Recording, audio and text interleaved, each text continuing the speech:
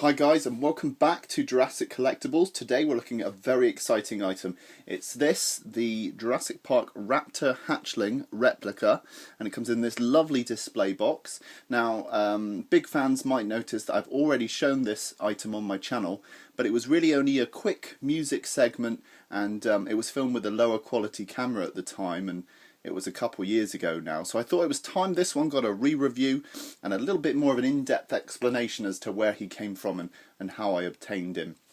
It also ties in nicely with the fact that I've just got 2,000 subscribers, so thank you very much to all of you for being loyal fans and keeping watching and just being great all round, so thank you very much.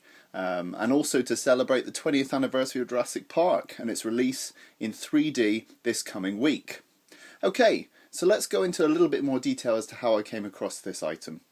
So this piece started off its life as a resin casting of the original puppet used for the film at Stan Winston Studios. So what you're looking at here is a direct cast of the one used in Jurassic Park.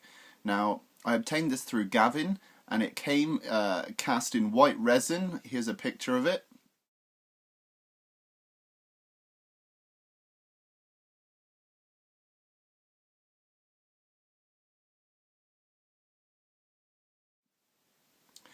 So that's what that looked like, and it came in parts.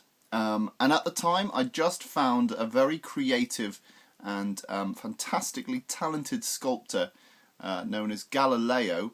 Some of you may know him as Rooster Cat. That's his online alias. And I'd found his work online, and to be honest, it was absolutely stunning. So I decided to get in touch with him and propose the idea of building this Raptor Hatchling from the casting of the Stan Winston puppet. And he was all too pleased to take me up on my idea, so I commissioned him to build this. Now, if you want to go and check out his website, he's done some fantastic work. I'll put the link below. I would really recommend checking out his work if you're a big fan of Jurassic Park. He also does commissions and other models as well, and he's based in Mexico. A wonderful guy, Galileo, and I can't be grateful enough for his wonderful talent and the time that he's taken to build this, because it looks fantastic. So he built the acrylic model. He assembled it into a sort of a fetus pose so that it would fit into the egg. He then sculpted the tail and made sure that that was all fitting into the egg as well. And then he set about painting it. And he built this egg from scratch and broke it and added all this goo to make it look like he had just broken out of the egg. A fantastic job. And he used these lovely sort of glass eyes here, which really bring to life this creature. And I think for the original film they were painted eyes, but I actually prefer these lovely eyes because they just look so realistic. And there's so much detail in this thing. I can't even begin to describe how detailed this thing is in real life. Each of those teeth are individual. It's fantastic. I hope this video gives a sort of an idea, gives you an idea of how detailed this thing is. So Galileo assembled this baby raptor and got it shipped over from Mexico. And unfortunately, sometimes when things get shipped over from Mexico, they break. There's nothing really that can be done about this. Unfortunately, when it's shipped over in the plane, there's lots of other parcels in there with it. It gets jostled around, and this is a fragile piece. So I kind of half expected it to be damaged, and unfortunately it was pretty badly damaged. The bottom of the egg was cracked open, the arms were snapped off, and yeah, it was in a real mess. So as soon as it arrived, I looked at what I could salvage, and I set to work reassembling all the parts. So first I reassembled the egg. I filled the egg with a mixture of latex and red acrylic paint, so it almost seated the raptor back in the egg. I then glued on the shell pieces for the bottom and repainted the egg to make sure that it matched. I then reapplied the arms and glued those back on and covered it with more liquid latex and acrylic paint to make it look like the goo was covering the seams of the brakes on the arms. So actually this piece came broken, and I'm really glad that it turned out as good as it did, because I was a little worried that I wasn't going to be able to see this thing through to the end. So it looks really, really good, and I'm glad it's come out the way it has. And then obviously I bought some artificial grass, which wasn't very expensive at all. You can get this online on eBay or in model shops. And then I bought some artificial ferns to go in the base.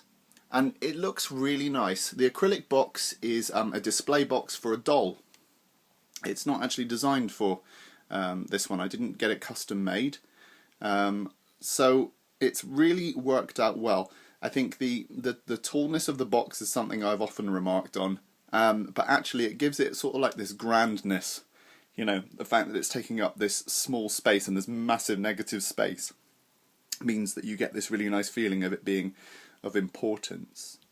So I'm really, really pleased with the way this piece turned out, considering the journey that it's taken, and from conception through to it arriving from Galileo, through to me having to mend it and repaint it, through to seating it in its final home in the acrylic box. Okay, let's get a closer look at this thing. So here you can see all the tiny teeth and the work that Galileo did to sculpt the interior of the mouth, which was non-existent when I sent it over to him as a resin sculpt. You can also see the beautiful paint job that he's done, and I did send him some reference images of the baby raptor, and I colour adjusted them in Photoshop. I can show you those here. And I basically matched those to the coloration of the film. In the film they are under very strong red lights, so it could have affected the paint job, the original paint job, but still I wanted something that looked as screen accurate as possible. Here you can see the glass eyes as well. They look really nice, and all the goo that's on his face to make it look like it's just emerged from the egg. And it really is a fantastic likeness for the one that's seen in the film. Okay, moving on, we've got the actual parts of the egg there, the broken shell, and you can see more of the goo that's on its body. And then we move on to the egg itself. It's really nicely pitted and very closely matches the one in the film. I think looking back on it now that I have an Icons cast of the original egg, it could be bigger, but this is a minor gripe. I mean, it still looks great. And it could be that it's broken out more of the egg. There's always a story behind these pieces, so it's great. And then down at the bottom here we've got some of the mixed artificial grass. I got many types because I looked at the grass in the shot in the hatchery, and it was sort of like a reddish grassy grass. I mean, I could have just gone ahead and bought some sort of grass, but it's important to try and stay true to your reference material, and this was sort of as close as I could get it. And then I thought I'd put some artificial ferns in just to sort of frame the bottom of the egg, and it's worked out really nicely. And then you can see the claws here. Beautiful work by Galileo. He added those claws himself. I think they're made out of Sculpey. They look like they've got sort of a translucency to them.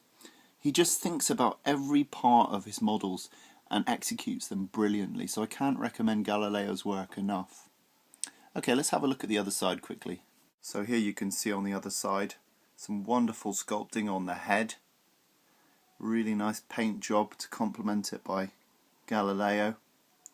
One of the things I didn't mention is that when the piece arrived in pieces, the polystyrene had shattered into millions of pieces, and all the little bits of polystyrene had got caught in this goo. So I had to pick it out with tweezers. Quite a painstaking job, but not as painstaking as the wonderful paint job that Galileo's done. So cracking stuff.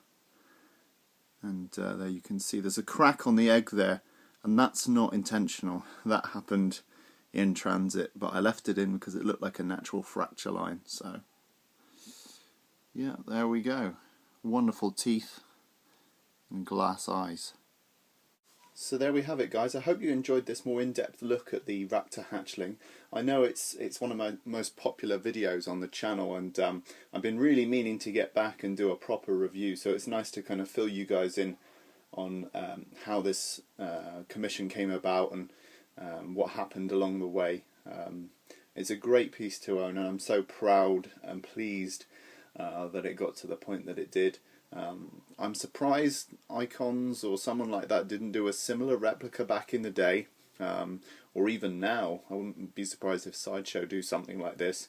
But it's nice to know that as a collector I got it commissioned here first, and it turned out as well as it did before any sort of licensed replica came along. So it's a testament to what fans can do, and you know, how much we love film, and you know how important it is to us.